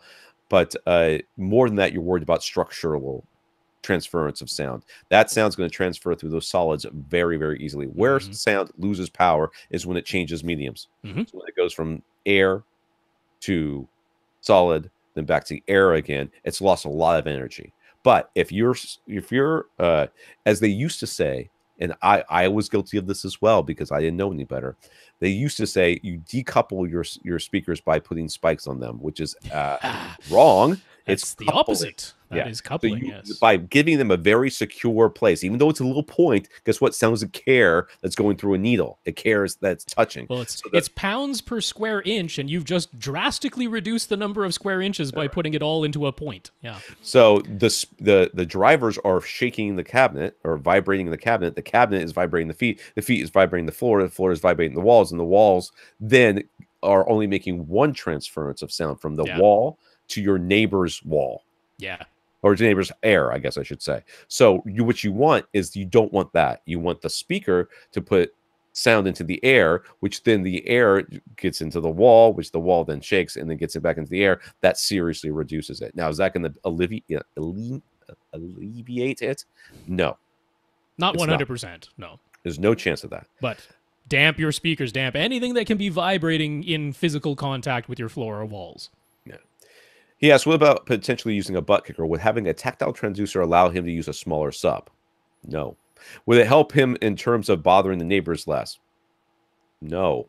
And you would definitely want to damp your sofa. I was going to say, you now have to have you're now vibrating a sofa, which is connected to the ground. Yep. Now, unless you want your you're going to put your sofa on some sort of water bed. Well, I mean, Butt Kicker themselves sell rubber feet to put under the feet of your sofa because they know this happens. Yeah. And since his Denon X3300W receiver has two subwoofer outputs, could he just feed one of those subwoofers to a subwoofer and the other one to the Butt Kicker amplifier without needing any additional DSP device? It's not advisable. I thought they needed full range, don't they? The Butt Kickers or whatever? No, they don't need full range, but if you are... So X3300W definitely has Odyssey. Right, so that is EQing your subwoofer, and then that EQ'd signal gets sent out of both subwoofer outputs, and there's no way to separate that. There's no way to have unique EQ signals coming out of the two subwoofer outputs. It's one EQ signal for both. You can have different level and distance settings. Those can be independent, but not the EQ. So there's two ways to come at it. One, you can just use the editor app to not have the subwoofer channel EQ'd.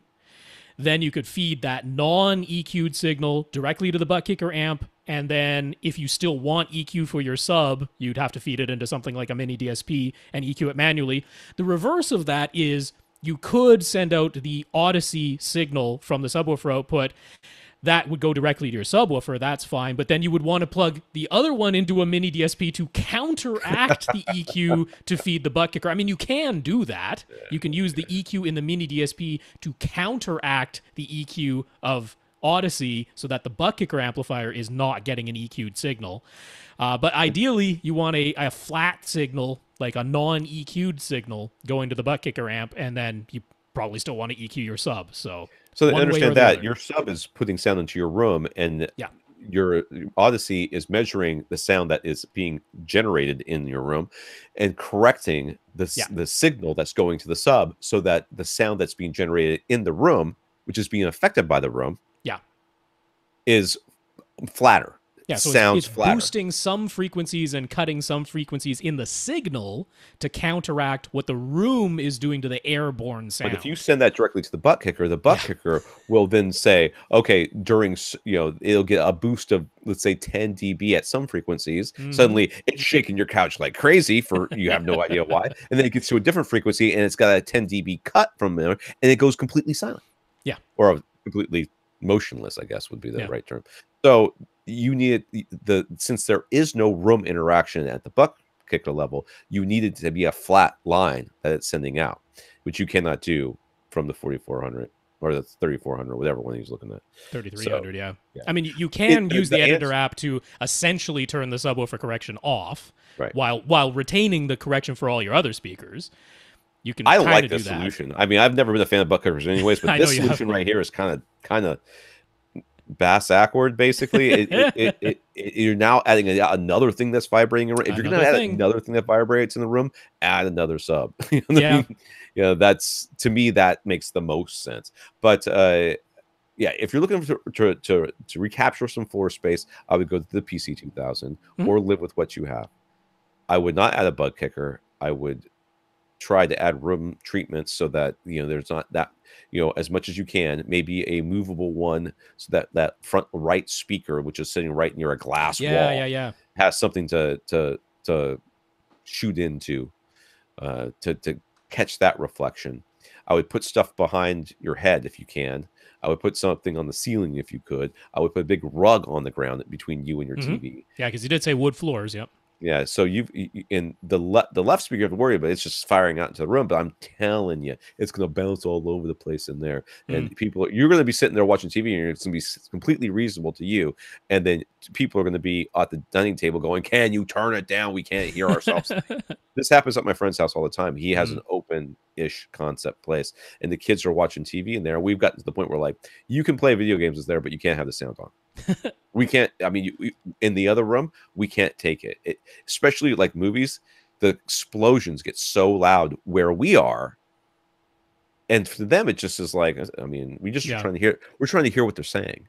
We're like, yeah, we can't hear what we're saying. So yeah, Lior has a Denon X4400H with the 5.1.2 setup. He was listening.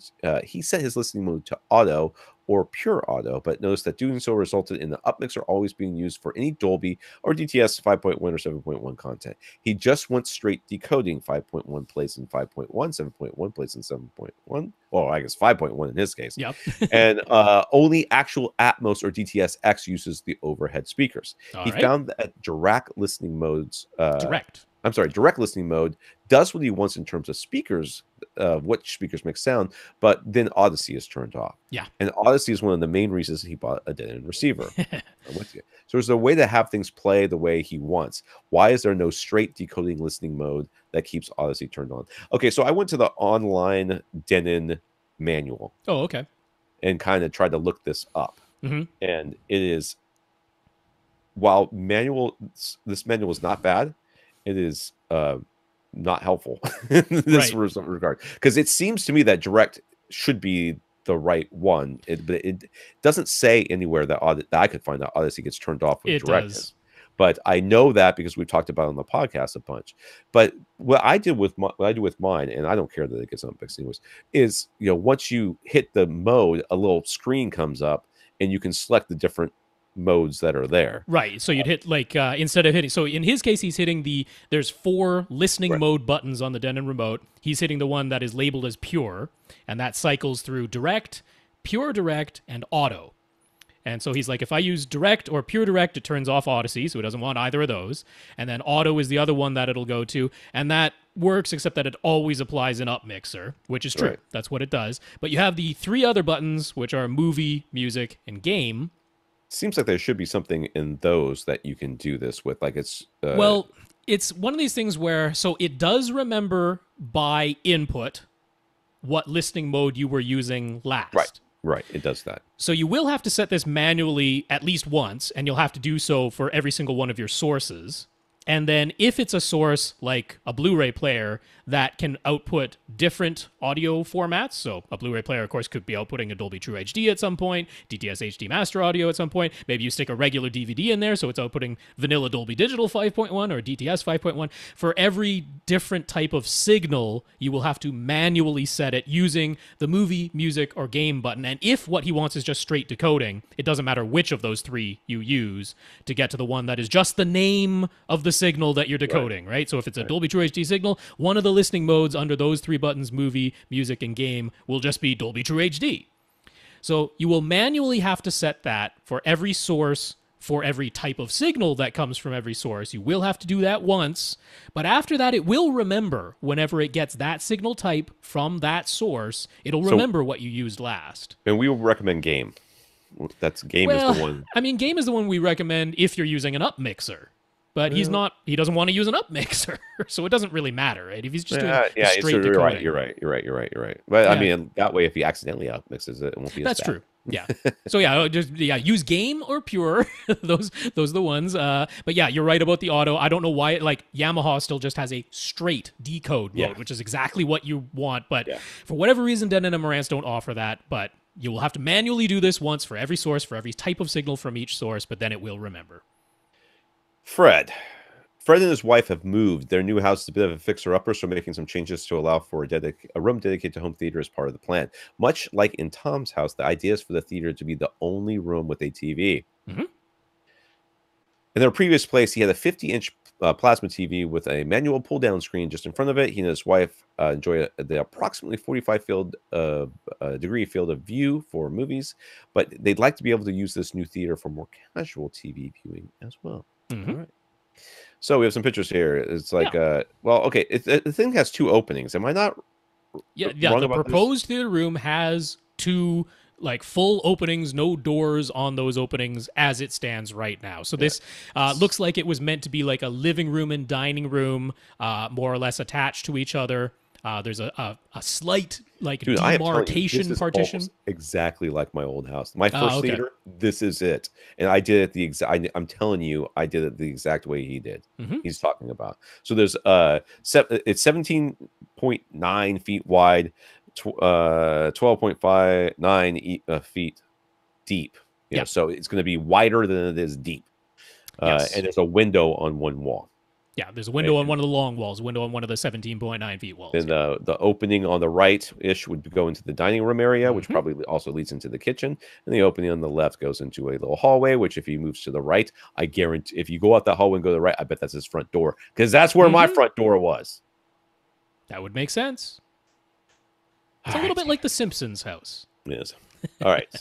So we've already described all this. They're okay with adjusting the size of the openings a bit, but his wife thinks it would be nice to have French doors, almost certainly mostly glass, so they don't completely block the existing sense of the house being open. Will those be a nightmare acoustic-wise? Is glass much worse than having wood doors? Good luck. I mean, if you're talking about the reflections inside of the theater, not a big difference. But what we're probably more worried about is rattles. Yeah. So, but that's what it comes down to is if you're going to have French doors, they tend to rattle no matter what you do. I mean, there are good quality French doors that don't rattle. You need to. I would spend some money on these things, to be honest with you, and make sure that you have them so that you can absolutely lock one of them in place. So that one is like a wall; it doesn't move. And then the other one, when you secure it to it, you just make sure that one's damped or is also able to be locked in place. Because I mean, you can get French doors that are high quality. They're quite heavy. They're quite solid. They don't rattle when the sound plays. So, but they're more expensive, obviously. So I would pony up the money for those. It'll be worth it. They'll look nicer. They'll last longer as well. So if that's the way you have to sell the finance committee on it, is that these are higher quality that will last longer and look better anyway, and you won't have problems when you're using the theater, then it's all good. I'm actually worried about how they're going to open in, to this place, because you know what I mean. The one on the left side is probably going to be opening directly into the couch, so they either have to be real small doors, or they're going to have to be I mean, you could have it so that because this is coming up, but he wants to have the TV opposite the window, which I don't know. Sometimes I like putting a TV in front of a window, but a lot of people hate that. They don't like having the window blocked, so I can understand that. Right. So assuming the TV does go on the wall opposite the window, then you could have it so that the opening, which will be on what will be your theater's left wall, which is presently the bigger opening, and that goes to the dining room, you could have it so that the French door that locks is, when you're looking at the door, the one that's on the left. Right. And then the one on the right will open in towards your television, but away from your seats. And then the opposite thing for the opening on what will be your theater's right-hand side. I cannot picture it this way because I have my room the other way, and I'm going to make my case for that in just a second. Okay. So he figures the only layout that really makes sense is have the room wider than it is long. I agree. And to put the TV on the 18-foot or 17, whatever it is, wall opposite the large picture window, which I do not agree with. So a single wide couch for seating, but he doesn't enjoy sitting too close to a TV. So what's the optimum seating position? Heavy drapes over the picture window have been approved. Dude, you 100% have to sit the other way. Okay. First of all, it's weird. It's weird to have the window behind you. To have the window behind you and have the back of the couch, like it closes off that room. Like put the couch on the side that has the window. Do not get a TV. Just have a projector set up. Have a drop screen, and then you can enjoy your window as much as you have the whole thing open, and then you close it up. When it's TV time, the drapes come in, the screen comes down. And yeah, I can dig that. I mean, Like I said, I'm a fan of putting TVs in front of windows. Then you can see the window behind the TV if you want to. Exactly. And then you can adjust where the screen is based on Mm-hmm. how big of a field of view you want, and then you can have your couches pretty much anywhere you want in that back half I of the mean, room. since this room is a little over 12 feet from what will be front to back, I'd put the seats about so that your eyes are about 10 feet away from that window. That's what I'd go for. That gives you a bit of space behind your couch, not a ton. You could put one of those nice behind the couch tables, right? And you can have your pictures back there. You can put some printed acoustic panels on that wall behind your seat. It'll be great. You won't need surround back speakers. You'll just have surrounds. And then, if you want a television for casual viewing, I have no problem having a TV on a stand in front of the window. If you absolutely hate that, you just have the retractable screen that comes down from the ceiling in front of the window. You close the curtain, screen comes down. It's theater time. Yeah. Perfect. They could just get a larger TV, or they could stick with the TV and projector combo they have now. What do we think is best? I think we just said it, but I think the projector makes the most sense. If you have the TV, and this is what I did in my room, I had the TV on the stand in front of the window, and we open the drapes and stuff like that, and it looks normal. It looks normal. And then you drop the screen in front of the TV, and you've got this big old field of view, which is, I think I had like a 980. It was custom. It was like 86 inch or something like that is what we figured out it should be. But tab tensions and all that. It doesn't have to be acoustically transparent, so that makes it a little bit cheaper as well. And to me, that makes the most sense. And then those things are IR controlled anyway. So you press your little Harmony remote, the thing starts coming down. It's amazing. So we like a minimum of 5.2.4 setup. I would highly recommend not getting surround back speakers. Yeah. In my similar room, putting the surround back speakers back there just screwed everything up. I hated them. Agreed. What do we think would be optimal? He already owns EMP Tech speakers, a pair of towers in the large center, and a pair of bookshelf speakers, plus one pair of SVS Prime Elevation speakers and dual SVS SB2000 subs. Those will be way overkill in this room once you enclose it, but God love you, sir. He's open to putting speakers on stands or swapping some out for in walls or on walls or mounting speakers on the ceiling. So what do you think is best? Well, RBH makes those on wall speakers that are like super sexy, right? Yeah, the Ultra ones. I would put those on either side of that couch and be done with it. That's what I would do. Well, what would you do for the 4 overheads, though? I mean, we're totally in agreement. 5 speakers that go around you. Yeah. I mean, you could just use the prime elevations as a top fronts, and then I would use I would do whatever you want overhead. The outdoor speakers. Yeah, if you want to do RBH, in ceiling or you want to do on I would ceiling. do in ceilings for sure. I would do. Yeah, you certainly could. I mean, you're making some changes this room anyway. Yeah. That's what okay. That's easy then. Or, I mean, heck, he's got EMP Tech. He could go with RBH in ceiling speakers, and then everything for sure matches. You can do the RBH in ceiling, but you probably save money going the other way. But whatever, it doesn't make any difference. The plan is pretty much to replace all the carpet in the house with wood flooring. Dun, dun, dun.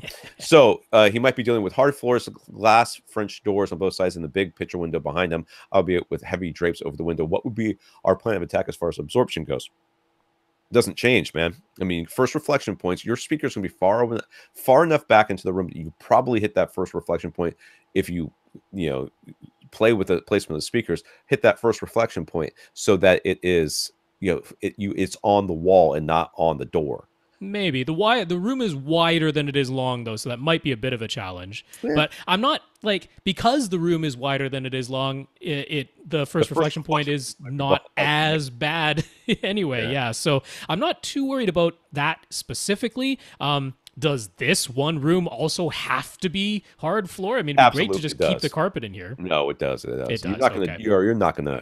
Well, then you want a rug. House. Yeah, just get a rug, man. Just get a rug. So that takes care of that. You got the heavy drapes. That's good. We already said we're going to flip this room around, so you're going to have printed acoustic panels on the wall behind you. That'll help make sure that your dialogue is clear, and it's going to look great. It's going to look fantastic because you can get wonderful art printed onto those panels. Put a couple of panels in the front, on either side of that window. Yeah. And just about any place else you can. I would definitely do some corner trapping if you can. If you could, yeah. I mean, the rear corners are prime suspects for that. Well, one of those corners is probably going to have a subwoofer in it, so gotta consider that. There you go. That's it. What time was it? Daniel, Daniel wants a recommendation for a good surge protector. He'd like to plug in his TV, AV receiver, a couple of set-top boxes, his PS4, and his PB2000 sub. I want a good recommendation for a UPS for my new computer, because we get power fluctuations here all the time. He asked, does he still need a battery backup, or is there a nice, inexpensive surge protector that can provide peace of mind? He wants TV, AV receiver, some boxes, PS4, and PB2000.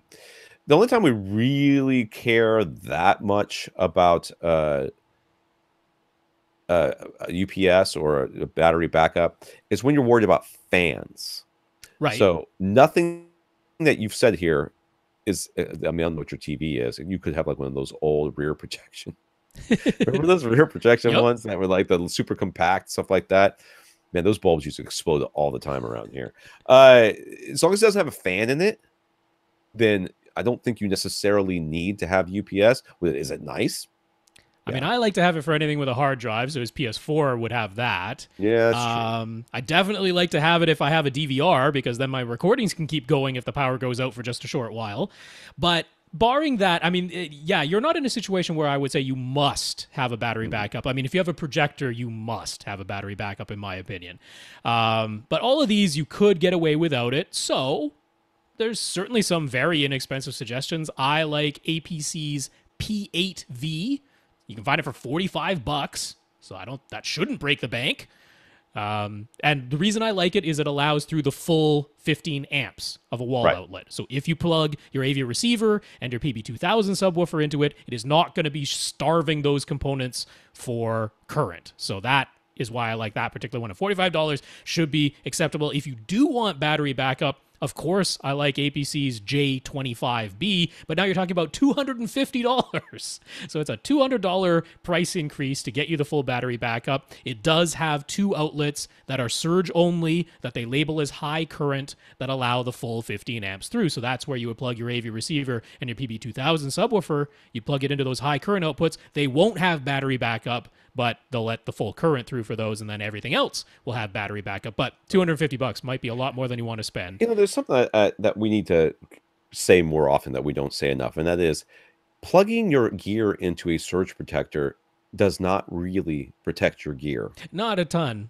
Not from a unless, lightning strike. Well, and not only that, it's because I am 100% sure you people, and by you people, I include myself, do not plug every piece of everything that is plugged into your home theater gear into some sort of protection. There is a wire that goes from, you know, my router to my home theater that I ran. It's a big old long piece of whatever this, and then it goes into my gigaport switch thingy, whatever it was. Did not cost $450 either, but whatever. That thing gets struck by lightning, no matter how many things I got plugged into surge protectors over here, the whole thing's going down. You know, it could go anywhere. Oh yeah, the electricity go any path it can find. That's right. So, and on top of that, I know from my own personal experience, if you have cable and they have those cable outlets on the APCs and everything else, I know they're not supposed to have any signal attenuation or anything like that. They totally do. Because I plug it into my APC so that I can protect my cable before it goes to my box, so that I'm not going to get a surge that way. 100% lost channels. I mean, I lose 100% of channels, but I 100% lost some channels because the signal was attenuated. And I wasn't okay with that, so I took it off. And I was like, well, whatever, I guess. Rolling the dice. Now, less expensive for battery backup, but we've mentioned it before. And actually, this might be a good one for you, Tom, for your computer, is Trip Lights. AVR 900. It's $95 you can find that thing for. And I would not plug your AV receiver or your subwoofer into it, though, because this one does choke the current down to 12 amps. That's one of the things it does. So, yeah, a little bit. I'd probably just get the P8V, man. You said you just wanted surge protection. That's probably the one I'd get. It's the cheapest. Yeah. I don't know if that has enough outlets for me. We'll have to talk about that. Nick. This is going to be our last one. We missed one. Oh, I missed it. All right. He also has a TV mounted above his fireplace with an outlet directly behind it. What's a good surge protection solution for that? The idea would be to avoid seeing any wires or clutter, of course.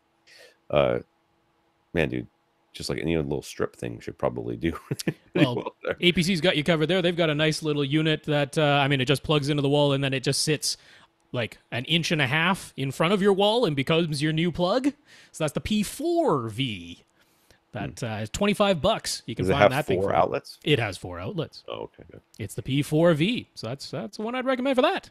Nick, what's our recommendation for a tab tension, non-acoustically transparent, motorized roll-down screen? Ideally, he'd like something with the performance of a Stewart Studio Tech 130, but at a lower price. We don't... Wait, who has the tab tension? It's the Elites have the tab tension ones? Elite does have a tab tension one, but it's not great. Right. Not that one. That's not great. So what are we recommending? So Seymour AV would, it's still kind of pricey, but it's less expensive than Stewart. Right. They do have non-acoustically fabrics. Now, on their website, they don't list their retractable screen, and they only make a tab-tensioned retractable screen. They don't make any that aren't tab-tensioned. They don't list the, so was it Glacier White is the one that would be their Studio Tech 130 comparable. They don't list it as something you just order off the website, but I am certain that if you just contact them, they can make you a retractable screen with the Glacier White fabric. Seymour does custom stuff all the time, and it's not even that custom. But let's, for whatever weird reason, suppose that somehow they don't. Maybe that Glacier White fabric just can't be rolled a bunch of times. I'm not sure if that's the case. Seymour would be able to tell you. But Illusion Vision would be a great alternative. They're about the same price as Seymour. They have tab-tensioned roll-down screens, and they have a couple of different white fabrics. They have their reference 4K fabric, which only claims to be a 1.0 gain. So if he wants the 1.3 gain of the Studio Tech 130, then they have a different material that they call Cinema White. And they claim that's a 1.2 gain, so not quite 1.3, but pretty darn similar. Yeah. So what if he wants 2 screens, one 16 by 9 and the other 2.35 to 1? Neither one needs to be acoustically transparent. I am going to be, clearly he wants them both to be tab tensions and drop screens, right? I would think so, yeah. Yeah. Getting that in the same box, the same unit is possible. Elite has that. It exists. Yeah. But I think you're better off buying 2 different screens. I would. And not only that, often the reason you want the smaller 16 by 9 is because that's your TV screen. Yeah. And then you have the larger, wider CinemaScope screen. That's your movie screen. I like the idea of having your 16 by 9 screen in this instance. Maybe it's an ambient light rejecting screen. Yeah, so you can do it during the day or whatever, so right? You can have some ambient light on when you're watching TV on the smaller image, and then when it goes to CinemaScope screen time, you go to the white one. So again, I would recommend Illusion Vision there. Illusion Vision has, in my opinion, the nicest ambient light rejecting screen. It's their Aurora screen. You can actually get it, not only can you get it roll down, which is a little bit unusual for some ambient light rejecting screens, but you can get it acoustically transparent if you want to. They have an acoustically transparent version, which is really rare for a roll down ambient light rejecting fabric. But Illusion Vision does it, so you might want to head over there. Yeah. My only concern with this would be